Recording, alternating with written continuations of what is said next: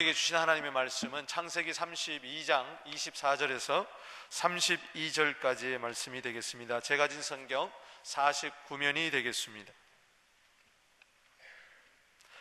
창세기 32장 24절에서 32절 말씀을 통해서 주의 음성을 듣는 시간 되기를 바랍니다.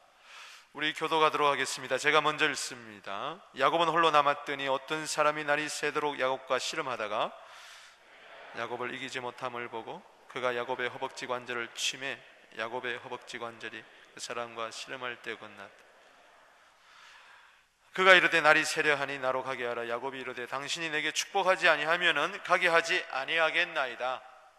그 사람이 그에게 이르되 내 이름이 무엇이냐? 그가 이르되 야곱입니다. 그가 이르되 내 이름을 다시는 야곱이라 부를 것이 아니요 이스라엘이라 부를 것이니 이는 내가 하나님과 및 사람들과 겨루어 이겼음이니라. 야곱이 청하여 이르되 당신의 이름을 알려주소서. 그 사람이 이르되 어찌하여 내 이름을 묻느냐 고 거기서 야곱에게 축복한지라. 그러므로 야곱이 그곳 이름을 브니엘이라 하였으니 그가 이르기를 내가 하나님과 대면하여 보았으나 내 생명이 보존되었다 함이더라. 그가 브니엘을 지날 때에 해가 돋았고 그의 허벅 아래로 말미암아 절었더라. 그 사람이 야곱의 허벅지 관절에 있는 둔부의 힘줄을 쳤으므로 이스라엘 사람들이 지금까지 허벅지 관절에 있는 둔부의 힘줄을 먹지 아니하더라. 아멘. 저는 오늘 창세기 32장 27절의 말씀을 가지고 내 이름이 무엇이냐라는 제목으로 말씀을 드리겠습니다. 오늘 32장 27절에 내 이름이 무엇이냐, 이것은 한 사람, 그리고 천사로 나타나는 사람, 그리고 이분은 구약의 예수 그리스도의 현현하신 분이라 우리가 그렇게 보고 있습니다. 하나님이 물어보신 거죠. 내 이름이 무엇이냐? 하나님이 야곱의 이름을 몰라서 물어보셨을까요? 여기에 깊은 뜻이 있습니다. 오늘 여러분의 이름이 무엇입니까? 옆에 있는 사람들이 한번 이렇게 인사합시다. What's your name? 한번 들어보겠습니다. 다 웃으시죠? 아마 야곱도 어떤 면에 좀 허탈했을 거예요. 네 이름이 뭐냐?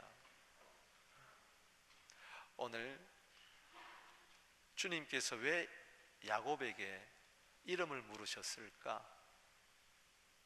분명한 하나님의 의도가 있었을 것입니다. 너 인생의 현주소, 삶의 자리, 너의 진정한 모습을 깨달으라는 것이죠. 내 이름이 무엇이냐? 이 속에 담겨진 하나님의 속 깊은 사정을 두 가지로 오늘 말씀을 드리겠습니다. 왜 물어보셨을까? 그 이름을.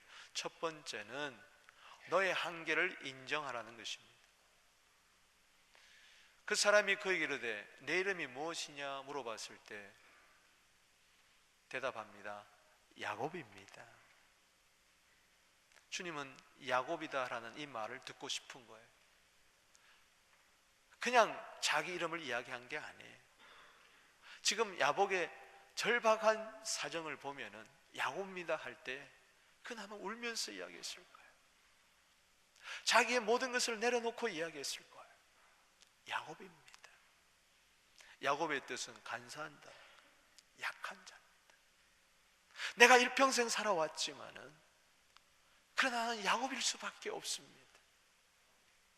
스스로 자기 한계를 깨닫게 하기 위함이었습니다. 야곱 태어날 때부터 형의 발목을 잡고 태어났습니다. 승부사 기질이 있었습니다. 형이 먼저 나가는 것을 보고 안 돼, 내가 먼저 나가야 돼. 그는 늘 피해의식이 있었습니다. 내가 장자가 되었다면 두목을 받을 수 있을 터인데, 그래서 할 수만 있으면 어떻게 하든지 수단과 방법을 가리지 않고 장자권을 자기가 가지려고 했습니다. 그래서 팥죽 한 그릇에 에서로부터, 형으로부터 장자학권을 빼앗았습니다. 그리고 아버지를 속여서 위장해서 장자의 축복을 받았던 자였습니다. 결국 그는 도망자가 되어서 외삼촌 라반의 집에서 1800리나 떨어진 바단 아람으로 가게 됩니다. 거기서 그는 22년 동안 낮에는 더위, 밤에는 추위를 무릅쓰고 밤낮 없이 열심히 일했습니다. 내가 보상받을 길은 땀밖에 없고 눈물밖에 없고 피밖에 없다. 그는 정말 피눈물 나게 일을 해서 그는 큰 거부가 되어서 금이 환영을 하게 되었습니다. 그러나 그 마음 한구석에 늘 도사리고 있던 에서에 대한 두려움, 현실로 다가왔습니다. 알아본 결과 에서가 400명의 군대를 이끌고 자기를 만나러 온다는 것입니다. 야, 큰일 났구나. 22년 동안 땀 흘려 모아놨던 이 재산 어떻게 될까? 그때 그는 두 아내를 가졌습니다. 레아와 라헬을 가리키고, 그리고 11명의 아들과 눈에 넣어도 아프지 아니할 본인나 딸을 가졌습니다. 12명의 자식을 가졌습니다. 그런데 어떻게 되었습니까? 야복강에서 모든 두 때나 되는 엄청난 가축, 그 재산을 다 먼저 보내고 처자식도 다 보내고 그는 홀로 남았습니다. 창세기 32장 24절 말씀입니다. 야곱은 홀로 남았더니. 야곱의 이름은 뭡니까? 네 이름이 뭐냐? 홀로 남은 자. 이게 야곱의 실존이었어. 한때는 성공했던 것 같았어요. 한때는 모든 것을 누리고 있는 것 같아요. 야, 이제 됐다. 나는 남부럽지 않게 살 수가 있게 되었다. 그러나 결국 그는 혼자였습니다. 한계를 깨달으라는 것이죠. 여러분, 디모데전서 6장 4절에 우리는 이 세상에 올 때에 아무것도 가지고 오지 않았기 때문에 아무것도 가지고 가지 못한다. 4절, 5절, 6절에. 그렇기 때문에 먹을 것, 입을 것 있으면 족한 줄로 알아라. 무슨 말씀입니까? 공술의 공수고의 인생. 마치 야곱이 그런 것과 같았어요. 외산손 집에 갈 때는 빈손으로 갔지만은 악착같이 일을 해가지고 그는 두 때나 되는 엄청난 가축의 떼를 몰고 돌아오는 것 같았는데 한순간에 그는 홀로 남아버리고 말았습니다. 내 인생의 현주소 뭘까요? 홀로 남았다.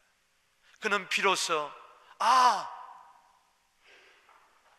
나는 한계가 있는 사람이구나. 뭔가 잡은 것 같았는데 빈손이고, 뭔가 아는 것 같았는데 몰랐고, 뭔가 할 수 있는 것 같았는데 아무것도 할 수 없는 나 자신. 결국 나루터에서 혼자 고민할 수밖에 없는 나. 그런데 갑자기 어떤 사람이 찾아왔습니다. 그는 에서가 보낸 자객인 줄 알았어요. 그래서 그는 본능적으로 이 사람과 싸우기를 시작합니다. 밤이 맞도록 씨름합니다. 씨름하는 인생. 잘 살아보겠다고 두 주먹 불끈 쥐고 한번 해보겠다고, 나도 남부럽지 않게 살 수 있다. 이 캐나다 땅에 와서 나는 결코 실패자로 살 수 없다. 나는 성공자가 되어야 된다. 뭔가 이루어 보이겠다. 씨름하는 인생. 그런데 그 결과가 뭐였습니까? 25절에 보니까 야곱의 허벅지 관절은 부러지고 말았습니다. 씨름을 했지만, 열심히 살았지만 어긋나 버리고 말았습니다. 개역 성경에는 환도뼈가 부러졌더라. 환도뼈가 부러진 인생, 무엇을 할 수 있겠습니까? 환도뼈는 한마디로 말해서 남성의 힘입니다. 이 환도가 부러지면 더 이상 남자로서 구실을 할 수가 없습니다. 아무것도 할 수가 없어. 제가요, 이 허벅지 있는 관절 이 속에 뼈가 한번 부러져 봤는데요, 교통사고로 85년도에 꼼짝할 수가 없더라고요. 3개월 동안 제가 병원에 입원하고 집에서 꼼짝없이 누웠어요. 그때 우리 은선이가 한 2살, 3살이었습니다. 아장아장 걸어다니는데 너무 부럽더라고요. 병원에서 막 이렇게 뛰어다니는데, 야, 조금 전까지 나는 저렇게 나도 뛰어다녔는데 이 막대기를 두 다리 사이에 이렇게 딱 벌려가지고 끼워 놓고요, 그리고 참 무식하게 이렇게 도배를 했어요. 다리 여기서부터 여기까지, 다리 밑에까지 다 도배를 해버렸어요. 심각하게 했어요. 그래가지고요, 병원에서 퇴원을 하는데요, 창문을 뚫고 들어왔어요. 창문을 들것에 실려가지고. 그리고 한 석 달 동안 제가 참 고생을 했습니다. 조금 전까지 그렇게 펄쩍펄쩍 뛰어다니던 내가 아무것도 할 수 없더라고요. 홀로 남았던 인생, 그게 야곱의 실정이에요. 씨름을 했지만은 잘 살아보겠다고 힘쓰고 애써봤지만 어긋나버린 인생, 부러진 인생, 더 이상 아무것도 할 수 없는 인생, 이게 한계예요. 여러분, 천년만년 사는 거 아니에요. 여러분이 지금 가지고 있는 거 언제까지 가지고 가는 거 아니에요. 알렉산더 대왕이 돌아가실 때에 관에다가 구멍을 뚫었지 않습니까? 왜? 빈손으로 왔다가 빈손으로 가는 인생을 보여주려고. 죽은 사람이 입는 수의에는 주머니가 없다는 말처럼 32장 26절을 보십시오. 야곱의 모습이 나옵니다. 야곱이 이르되 당신이 내게 축복하지 아니하면은 가게 하지 아니하겠나이다. 비로소 야곱은 자기의 한계를 깨달은 거예요. 그가 홀로 남아있을 때도 야곱은 굉장히 머리가 좋은 사람입니다. 팥죽 한 그릇 가지고도 장자의 명분을 산 사람이고, 위장했으라도 형은 털이 많기 때문에 자기는 털이 없기 때문에 짐승을 잡아서 가죽 옷을 가지고 자기를 위장하고, 그렇게 해서라도 아버지로부터 축복을 받았던 그였습니다. 머리가 비상한 사람입니다. 그래서 다른 것은 다 뺏겨도 처자식마다 죽더라도 나는 죽으면 안 된다. 그래서 홀로 남아있던 사람이었어요. 굉장히 간사한 사람이고 머리가 약삭 빠른 사람이었어요. 홀로 남아있을 때도요, 고민은 했지. 자기 머리는 팍팍팍 돌아갔는데 어떻게 하면 이것을 돌파할까, 위기를 밤새 고민을 했지만 그때도 기도가 없었습니다. 여러분, 고민하지 마시고 기도하십시오. 잔머리 굴리지 마십시오. 주님 앞에 나와 한계를 깨닫고 기도하십시오. 씨름할 때도 기도가 없었습니다. 그래, 요 사람만 내가 이기면은 에서를 이길 수 있다. 어쩌면 이 사람이 에서인지도 몰랐어. 그래서 이 에서만 꺾으면은 나는 이제 다시 두 떼를 가지고 금이 환영할 수 있다. 그는 최후 씨름을 했습니다. 그때도 기도가 없었어요. 그렇습니까? 인생의 위기를 만났는데도 그래, 나는 할 수 있어, 내 힘으로 일어설 수 있어, 얼마든지 이 위기를 돌파할 수 있어. 그리고 두 주먹 불끈 쥐고 씨름할 때도 아직 기도가 없었습니다.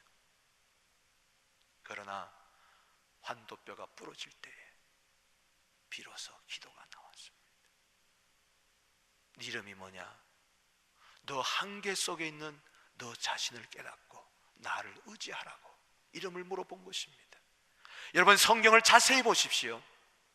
그가 외삼촌 라반 집에서 땀 흘리고 눈물 흘리고 외삼촌에게 쏟고, 그도 외삼촌을 속이고 쏟고 속이는 과정 가운데서 22년의 피눈물 나는 세월 속에서 기도가 있었습니까? 기도가 없었습니다. 22년 동안 그건 기도를 하지 않았습니다. 내 머리로 얼마든지 잘 살 수 있다, 내 꾀로 얼마든지 잘 살 수 있다, 나는 성공할 수 있다.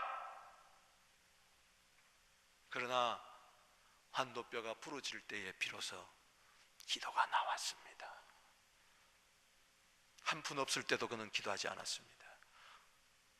두 떼를 모으는 과정 가운데서도 기도가 없었습니다. 홀로 남았을 때도 기도가 아직 하지 못했습니다. 씨름할 때도 기도가 없었습니다. 그러나 비로소 환도뼈가 부러지는 순간, 비로소 그 속에서 기도가 샘솟아 터져 나왔습니다. 당신이 내게 축복하지 아니하면 나는 당신을 절대 보낼 수 없습니다. 사랑하는 성도 여러분, 이 기도가 여러분의 기도가 되기를 주 이름으로 축복합니다. 그림 한 장을 볼까요? 씨름하는 야곱, 또 하나는 기도하는 야곱입니다. 여러분, 씨름하는 야곱으로 살아가겠습니까? 아니면은 기도하는 야곱으로 살아가겠습니까? 저 씨름할 때는 아직까지 그래, 나는 그래도 할 수 있어, 아둥바둥하면서 발버둥을 치면서 몸부림을 치면서 위기를 돌파하려고, 역경을 돌파하려고 아침부터 일어나서 저녁 늦게까지 믿을 사람은 나밖에 없어 하고, 믿을 것은 땅밖에 없어 하고, 그렇게 살아가는 저 야곱으로 살겠습니까? 아니면은 모든 것 다 내려놓고 주님 앞에 겸손히, 주님 나를 도와주십시오, 무릎을 꿇겠습니까? 나로 가게 하라. 뭘 가게 하라 할 게 어디 있어요? 그냥 툭 치면 가는데, 환도뼈가 부러져 있는데 뭘 어떻게 내가 더 이상 뭘 하겠습니까? 따라합시다. 씨름하는 야곱, 기도하는 야곱. 어떤 야곱이 되기를 원하십니까? 시편 127편 1절 2절에 보면은 여호와께서 집을 세우지 아니하면 세우는 자의 수고가 헛되고, 여호와께서 성을 지키지 아니하면은 파수꾼에 끼어 있음이 헛되도다. 너희가 일찍이 일어나 늦게 누우며 수고의 떡을 먹음이 헛되도다. 저것은 누구의 시입니까? 다윗의 시입니까? 누구의 시입니까? 모세의 시입니까? 아닙니다. 저 고백은 솔로몬의 시입니다. 솔로몬이 전도서 1장 1절 2절 이하에 해 아래 모든 것이 헛되고 헛되고 헛되도다. 그 헛됨을 이야기했는데 왜 헛되느냐? 여호와께서 집을 세워주지 않기 때문에, 세우는 자에게 수고가 헛되고, 성을 지켜주지 아니하면, 보호해주지 아니하면 파수꾼에 아무리 깨어있어도 헛되고, 아무리 아침부터 일찍 일어나서 저녁까지 두 잡 뛴다 할지라도 수고의 떡을 먹음이 헛되도다. 따라합시다. 헛되며 헛되도다. 헛되도다. 여러분, 야곱은 비로소 깨달은 거예요. 아, 내 힘으로 살아와 봤지만은 한계가 있구나. 호세아서 12장 4절 말씀에 보면은 그는 울면서 간구했다 그랬어요. 야곱의 생애를 저기 한마디로 이야기하고, 형의 발꿈치를 잡고 내 힘 가지고도 한번 이겨보려고 발버둥을 쳤지만은 환도뼈가 삐로지고 난 후에 비로소 그는 울면서 그에게 간구했다. 그러니까 야복강의 나루터에서 눈물이 철철철철철 흘렀어요. 지난날의 눈물은 억울해서 울었고, 자신의 신세가 한탄스러워서 울었고, 외로워서 울었고, 힘들어서 울었고, 한번 잘 살아보겠다고 피눈물을 흘렸지만은 이제 그의 눈물은 달랐어요. 기도의 눈물인 것이었습니다. 자기의 한계를 깨닫고, 하나님 나를 좀 살려주세요, 하나님 나를 좀 도와주세요, 하나님이 내게 복을 주지 아니하면 나는 헛된 인생으로 돌아갈 수밖에 없습니다. 나는 더 이상 처자식을 만나지도 못하고 나는 여기서 죽게 됩니다. 에서는 나를 공격해 옵니다. 난 어떻게 하면 좋겠습니까? 전에 위기 상황에서는 고민하고 몸부림쳤지만은 이제 위기 상황에서는 주님 앞에 모든 것을 내려놓고 두 손 들고 항복하며 하나님께 기도했던 것입니다. 눈물의 기도에는 하나님이 반드시 응답해 주십니다. 할렐루야. 내 이름이 뭐냐? 야곱입니다. 너 한계를 깨달아라. 너 많이 배웠느냐? 너 많이 가졌느냐? 많이 아느냐? 그거 가지고 너는 성공할 것 같으냐?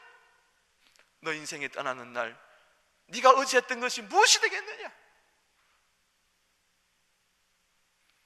주님은 우리의 노력과 수고를 무시하지 않습니다. 인정합니다.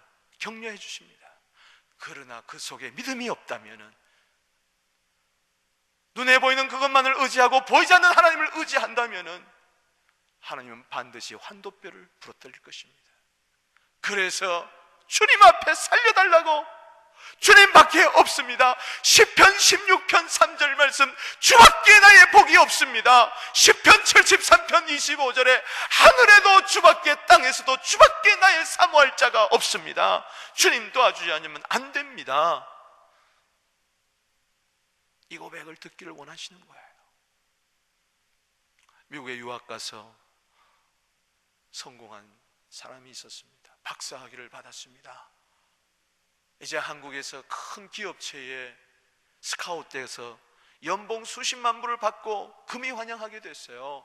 동창들이 야, 그 아무개 미국 가서 성공했더라, 그 어려운 박사학위를 받고 이제 대기업에 취직이 됐더라, 우리 한번 모여서 축하하자 하고 파티를 벌였습니다. 친구들이 하나둘씩 모입니다. 악수합니다. 야, 껴안고 포옹하고 난리 났습니다. 그동안 수고했다. 야, 이제 너 인생이 폈구나. 야, 너 이제 성공했구나. 잘 나가겠구나. 부럽다 하는데 아주 오래간만에 만난 친구가 달려오더니 와서 야, 반갑다 친구야 하면서 가슴으로 팔을 팍 쳤는데, 팔로 가슴을 쳤는데 억 하면서 갑자기 그냥 치니까 너무 반갑다고 뒤로 펑 쓰러지면서요, 뇌진탕으로 걸렸어요. 그 자리에서 가버렸어요. 잔치집이 초상집이 됐어요. 믿거나 말거나. 이거는 실제적으로 있었던 일입니다. 그래서 한국의 신문에 크게 회자가 됐어요. 인생이 이게 뭐냐. 그래서 많은 사람들이 자기 자신을 돌아보게 됐어요. 잠언 27장 1절에 너는 내 일을 자랑하지 말라. 하루 동안에도 무슨 일이 일어나는지 알지 못한다. 여러분, 찬란한 미래를 꿈꿉니까?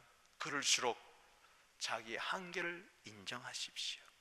요한복음 15장 5절 말씀에 나는 포도나무요 너희는 가지라고 예수님은 말씀하십니다. 네가 만약 내 안에 있으면은 열매를 많이 맺을 수가 있겠지만 나를 떠나는 순간 너는 아무것도 할 수 없다. 내가 있어야 할 자리는 주님 품 안입니다. 아멘. 이것이 나의 한계예요. 나의 한계는 뭐냐? 내 스스로 천상천하 유아독존 될 수가 없다는 것입니다. 요한복음 3장 27절에 하늘이 주지 아니하면은 사람이 아무것도 받을 수 없다고 이야기했어요. 아무것도 스스로 받을 수 없는 이 인생, 그게 야곱의 이름입니다. 네 이름이 뭐냐? 야곱입니다. 너 인생의 한계를 깨달으라는 것입니다. 두 번째, 내 이름이 뭐냐고 물어보신 하나님의 의도는 이제 너의 정체를 발견하라. 너의 진정한 정체가 뭔지 알아라는 것입니다. 창세기 32장 28절 말씀에 그가 이르되 내 이름은 다시 야곱이라 부르지 마라. 너는 이제 이스라엘로 부르라. 아멘. 이는 내가 하나님과 및 사람과 겨루어 이기었습니다. 야곱 속에 이스라엘이 숨어 있었습니다. 야곱은요, 한 번도 이때까지 이스라엘이라는 이름을 들어보지도 못했어요. 자기 속에 이스라엘이 숨어 있을 줄은 몰랐습니다. 환도뼈가 부러진 이후에야 비로소, 위골된 이후에야 비로소, 모든 인생이 어긋난 이후에야 비로소 내 속에 있는 이스라엘이 드러나기를 시작했습니다. 이스라엘은 하나님과 겨루어 이겼다는 것이죠. 하나님이 져주신 것입니다. 여러분, 부모가 어떻게 아이를 이기겠어요? 져주는 것이죠. 아이가 이긴 게 아니시죠. 하나님은 져주기를 원하십니다. 할렐루야. 저 이스라엘 말 속에는 따라합시다. 황태자, 하나님의 황태자. 너는 이제 야곱이 아니다.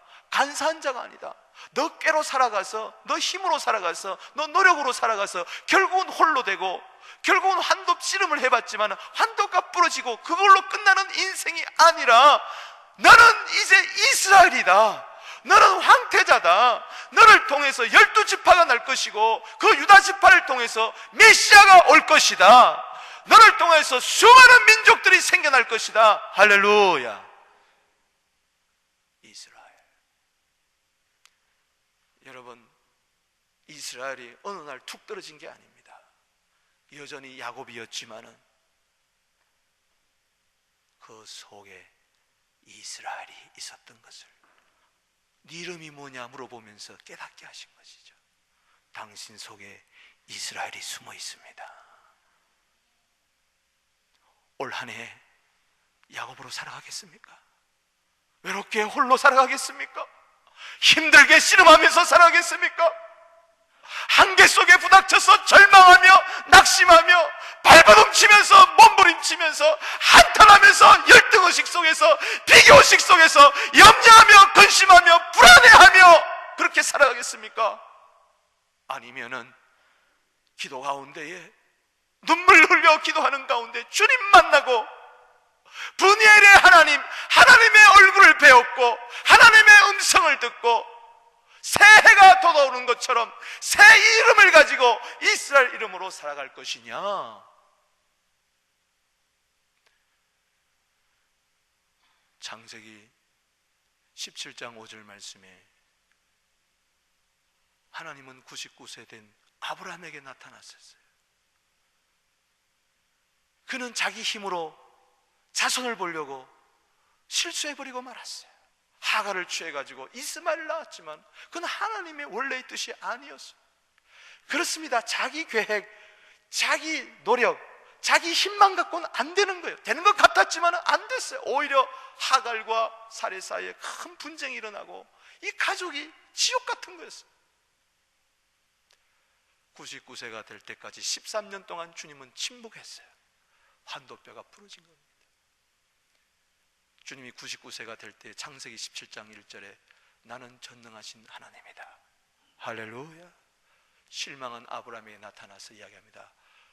너 이름이 아브라함이지 이제는 아브라함이라 하지 말고 아브라함이라고 하라. 아브라함은 여러 민족의 아버지, 따라합시다. 열국의 아버지, 열방의 아버지.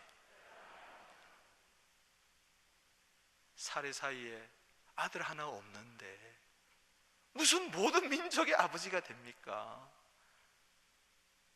믿음으로 아브라함을 하나님은 끄집어내기를 시작했어요. 할렐루야. 아브라함 속에는 아브라함이 숨어 있었어요. 할렐루야. 하늘의 밀이 땅에 떨어질 때엔 하늘 같지만은 죽을 때 거기서 수많은 열매가 숨어 있어요. 할렐루야. 당신 속에는 열매가 있습니다. 다니엘, 유다서 다니엘서 1장 20절에 보니까는 10배나 뛰어난 지혜가 있어요. 하나님 그걸 끄집어낸 거예요. 마가복음 4장 8절에 씨앗 하나 속에 30배, 60배, 100배가 들어있었어요. 할렐루야. 신명기 1장 11절에 현재보다도 1000배나 되게 하리라. 할렐루야. 지금 당신 속에 1000배의 복이 숨어 있음을 믿으시기 바랍니다. 이걸 끄집어내세요. 야곱으로 살지 말고 이스라엘로 사세요. 아브라함으로 살지 말고 아브라함으로 사시기를 바랍니다. 창세기 17장 15절 16절에도 보니까 아내 사라에게 주님은 아브라함을 통해서 말씀하십니다. 이제는 네 아내 사레라 그러지 말고 사라라고 해라. 사라라고 해라. 내가 그에게 복을 주어 그가 내게 아들을 낳아주게 하며 그에게 복을 주어 그를 여러 민족의 어머니가 되게 하리라. 따라합시다. 열국의 어미, 열방의 어머니.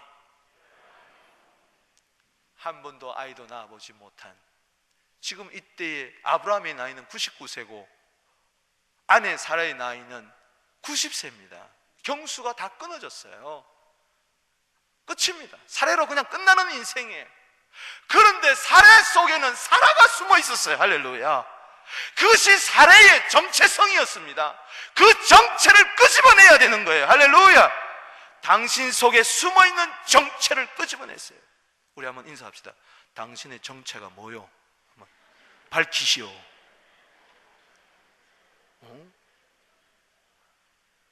그 정체, 그게 바로 정체야. 지금 자기 정체불명의 사람이 돼가지고 캐나다 와가지고 야곱처럼 살아가면 안 돼요. 내 힘으로 한번 해보겠다, 어떻게 해보겠다, 자식 키워보겠다. 그 자식이 어떻게 됐어요? 내가 한번 사업 이루어보겠다. 그 사업이 어떻게 됐어요? 마지막에 어떻게 될까? 여러분 얼마나 힘들게 삽니까? 어렵게 삽니까? 그러나 야곱으로 인생 끝나면 안 됩니다. 원래부터는 이스라엘로 살아가야 됩니다. 아브라함으로 살아가야 돼요. 사라로 살아가야 돼요. 지금까지 내 인생이 그렇다 할지라도 하나님은 당신 속에 숨어있는 그 가능성을 믿음으로 말미암아 끌어내기를 원하십니다. 그래서 네 이름이 뭐냐고 물어보는 거예요. 불가능 속에 감춰져 있는 가능을 끄집어내기 바랍니다. 슬픔과 단식과 우울함과 외로움 속에 있는 기쁨과 희망을 끄집어내게 되기를 주 이름으로 축원합니다. 나는 나 혼자야, 언제나 혼자야 하는 그 속에 수많은 별들이 숨어 있습니다. 다니엘서 12장 3절 말씀에 많은 사람들을 옳은 대로 돌아오게 하는 자는 하늘의 별처럼 빛나리라. 할렐루야. 구두 수선공이었던 삼촌 집에서 구두나 수선했던 시골에서 올라와가지고 가게에 취직해가지고 구두나 이렇게 고치고 있던 무디, 그 속에 누가 전도자가 숨어있는 줄 알았습니까? 100만 명이 그 속에 숨어있는 줄 누가 알았습니까? 그 속에 100만 명을 이끌 성령의 능력이 그에게 있었습니다. 할렐루야. 사사기 6장 12절 말씀에 기드온에게 숨어있는 큰 용사가 있었습니다. 미디안 군대가 쳐들어왔을 때 기드온은 므낫세 지파 중에 가장 작은 자였습니다. 아무것도 할 수 없었습니다. 겁쟁이였습니다. 두려움이 많았습니다. 소심한 자였습니다. 그는 밀을 추수하는데 뺏길까봐 포도즙 틀에서 밀을 가만히 추수했던 그 순간에 천사가 나타났습니다. 큰 용사여, 여호와께서 너와 함께 하시도다. 기드온은요, 자기가 큰 용사 될 줄로는 꿈에도 생각하지 못했어요. 그런데 끄집어내는 거, 너는 큰 용사다. 너의 진정한 정체는 뭐냐? 큰 용사가 너의 진정한 정체다. 할렐루야. 인사합시다. 당신의 정체는 큰 용사입니다. 지금 이 속에 숨어 있어요. 할렐루야. 숨어 있다니까. 이게 믿음의 눈이 열리면 이게 확 나오는 겁니다. 할렐루야. 할 수 있습니다. 할렐루야. 요한복음 15장 5절에 주님 떠나서는 아무것도 못하지만은 빌립보서 4장 13절에 내게 능력 주신 안에서 모든 것을 할 수 있느니라. 김익수 집사님 속에는요, 지금 건강한 김익수가 숨어 있어요. 할렐루야. 걸어다니는 김익수가 숨어 있어요. 춤추는 김익수가 숨어 있어요. 그걸 끄집어내야 되는 것입니다. 할렐루야. 그것이 밖으로 나와야 되는 것입니다. 믿음으로 밖으로 끄집어내야 되는 것입니다. 그 정체를 끄집어내야 되는 것입니다. 아멘. 지금 여러분의 모습이 진정한 모습이 아니에요. 서부교회 20년이 지나서 오늘 이 모습이 왔는데, 처음에 시작할 때는 우리 홍신희 선교사님 동생 되시는 홍성득 그분 강도사 때 이 교회가 개척이 됐습니다. 이 허허벌판의 서부 지역에, 미사가 지역에 이제 한인들이 하나둘 들어오게 되니까는 앞으로 장례를 내다보고 하나다 장로교단에서 3년 동안 지원을 해가지고 목회자 사례 그리고 사택을 대주면서 여기에 시작이 된 거예요. 미미하게 시작이 됐습니다. 욥기 8장 7절 말씀에 처음 시작은 미약했어요. 그러나 미약이 전부가 아니에요. 그 속에는 창대가 숨어 있었어요. 할렐루야. 앞으로도 계속 창대질지어다. 계속 나올지어다. 하나님이 원래 우리 서부교를 향하신 그 꿈이 나와야 되는 것입니다. 여러분들의 기도로 말미암아, 여러분들의 믿음으로 말미암아, 회개와 겸손과 순종으로 말미암아 끄집어내야 되는 것입니다. 할렐루야. 열방을 향하여 나아가야 되는 것입니다. 우리는 여기서 중단할 수가 없는 것입니다. 할렐루야. 조용기 목사님 고등학생 때의 그 모습은 폐병 환자였어요. 폐결핵이었어요. 맨날 피를 토하고 병원에서도 손을 들고 하루하루 죽어나가던 해가지고 피나 쏟고 있는 그 조용기 속에 여의도 순복음 중앙교회 당회장이 숨어 있었습니다. 부흥사가 숨어 있었습니다. 70만 명을 주께로 인도하는, 목회하는 그것이 숨어 있었습니다. 만약에 조용기 목사님이 꿈이 없었다면, 믿음이 없었다면 거기서 끝났을 거예요. 그러나 그 속에 있는 진정한 조용기를 끄집어낸 거예요. 큰 용사를 끄집어낸 거예요. 할렐루야. 당신 속에도 지금보다 더 잘할 수 있는 당신이 숨어 있음을 믿으시길 바랍니다. 당신 가정에도 지금보다 더 행복할 수 있는 가정이 있다는 것을 믿으시기 바랍니다. 당신 자녀 속에도 지금보다 더 잘할 수 있는 당신의 자녀가 숨어 있는 것을 믿으시기 바랍니다. 당신 사업장에도 더 이익을 100배나 될 수 있는 창세기 26장 12절 말씀에 그의 농사니까 100배나 거두었더라. 그렇습니다. 시작할 때는, 그의 시작할 때는 100배가 되지 않았어요. 그러나 연말에 가서 보니까 100배가 있더라. 100배가 갑자기 나타난 것입니까? 아닙니다. 숨어있던 것이 나타난 것입니다. 할렐루야. 내 속에도 있습니다. 당신 속에 있습니다. 성령으로 끄집어내세요. 기도로 끄집어내세요. 나오게 하세요. 지금의 모습으로 살지 마시고 자화상을 가지세요. 할렐루야. 생각은 열쇠라는 에머슨 말이 있습니다. 긍정적인 생각을 하십시오. 축복의 열쇠를 생각으로 여십시오. 나는 여기서 끝나는 인생이 아니다. 아인슈타인은 이야기했습니다. 지식보다도 더 위대한 것은 상상력이라고 이야기를 했습니다. 그렇습니다. 이스라엘의 환상을 가지십시오. 꿈을 꾸십시오. 아브라함의 꿈을 꾸십시오. 사라의 꿈을 꾸십시오. 큰 용사의 꿈을 꾸십시오. 그 꿈대로 될 줄로 믿습니다. 꿈이 있어야 이것이 나오기 시작하는 것입니다. 희망이 있어야 나오기를 시작하는 것입니다.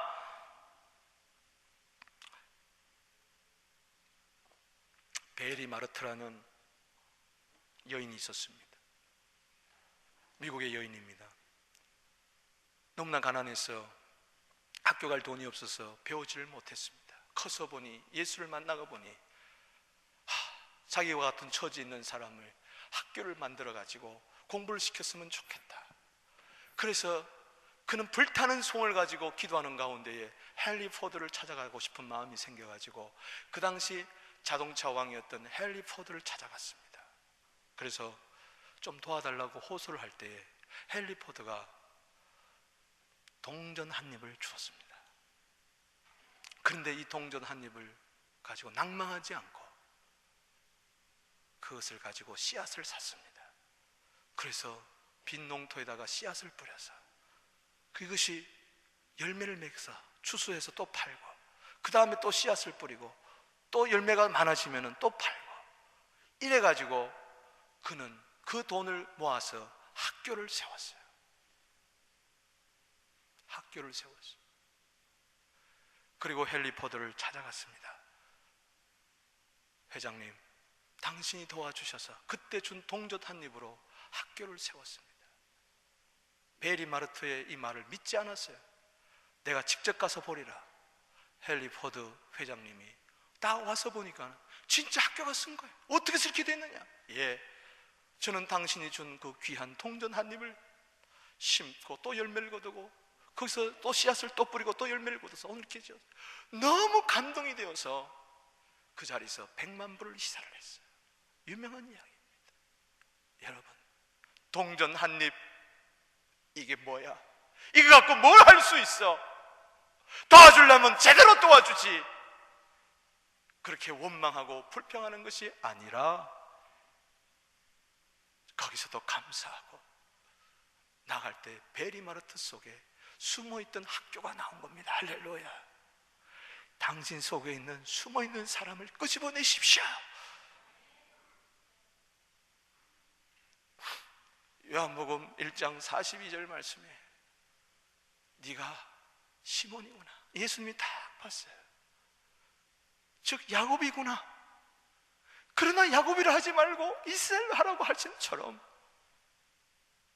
저 예수님은 야곱에게 야곱이라 하지 말고 이스라엘 했고, 이제 진짜 육신의 몸을 입고 이 땅에 와서는 시몬을 바라보면서 너는 이제 시몬이라고 하지 말라, 갈대라고 하지 말라, 너는 반석이라고 해라, 베드로라고 해라. 할렐루야. 시몬 속에, 갈대 속에 반석이 숨어 있었습니다. 어부밖에 되지 않았던 그 속에 사도가 숨어 있었습니다. 그는 시몬이었어. 예수님을 따라다녔지만 결국 시몬이었어요. 한계가 있었어요. 그러나 오순절날 성령 받고 보니 사도행전 2장 41절에 3,000명이 돌아왔습니다. 할렐루야. 그게 숨어 있었던 거예요. 나온 거예요. 사도행전 3장 6절에 40세 된 안전병을 이렇게 세웠어요. 할렐루야. 나온 거예요. 5장 16절에 그림자만 지나가도 사람이 나왔어요. 나온 거예요. 할렐루야. 사도행전 9장 40절에는 죽은 다비다도 시체를 향하여 나오니까 나왔어요. 점점 극대화됐습니다. 여러분, 당신 속에 숨어있는 사람을 점점 극대화시키게 되기를 주 이름으로 축원하는 것입니다. 사도행전 13장 9절 말씀에 사울이 바울로 변했어요. 사울 속에는 바울이 숨어 있었어요. 사울이었을 때는 포행자, 핍박자, 바리새인, 율법주의자였지만은 다메섹 도상에 있어 주님 만나니까 주님이 그 속에 있는 바울을 끄집어냈어요. 그는 1차, 2차, 3차, 4차 전도여행을 떠났습니다. 그는 아시아, 유럽까지 복음을 전했습니다. 로마, 스페인까지 복음을 전했습니다. 성경 27권 가운데 히브리서까지 포함한다면 14권을 기록했어요. 그 사울 속에는 성경을 14권이나 기록할 수 있는 것이 숨어 있었어요. 여러분, 사람들은 예수 아무것도 아니다, 목수의 아들이다, 나사렛 예수다. 그러나 그 속에는 하나님의 아들이 숨어 있는 것입니다. 할렐루야. 그리스도가 숨어 있는 것입니다. 여러분들은 눈에 보이는 예수가 아니라 그 속에 있는 보이지 않는 구세주를 만났기 때문에 당신의 인생이 변한 것입니다. 할렐루야. 내 속에 있는 예수님을 끄집어내십시오. 할렐루야. 그분을 돌출시키십시오. 할렐루야. 예수의 이름이야말로 내게 주신 새 이름인 줄로 믿습니다. 아멘. 말씀을 맺습니다. 네 이름이 뭐냐? 야곱입니다. 그래, 너는 결국은 홀로일 수밖에 없고, 너는 실험해봤지만은 살아보려고 하지만은 결국은 위골된 인생밖에 될 수가 없구나. 그러나 네가 내게 도와달라고 하니 도와주겠다, 복을 달라고 하니 내가 복을 주겠다. 28절 말씀에 축복해 주셨습니다. 할렐루야. 네 한계 인정해라. 그러나 이제는 너는 더 이상 나는 못한다, 나는 할 수 없다 핑계하지 말라. 너는 이제 이스라엘이다. 너의 진정한 모습은 야곱이 아니라, 지금까지 살아온 야곱이 너의 진정한 모습이 아니라 더 잘할 수 있는 이스라엘, 남을 더 복을 줄 수 있는 이스라엘, 축복의 통로, 열방의 통로. 할렐루야. 그게 너의 진정한 정체성이 되라. 그게 너의 진정한 칼라다. 할렐루야. 이 이스라엘로 원래 살아가게 되기를 주 이름으로 축복합니다. 우리 다 같이 기도하겠습니다.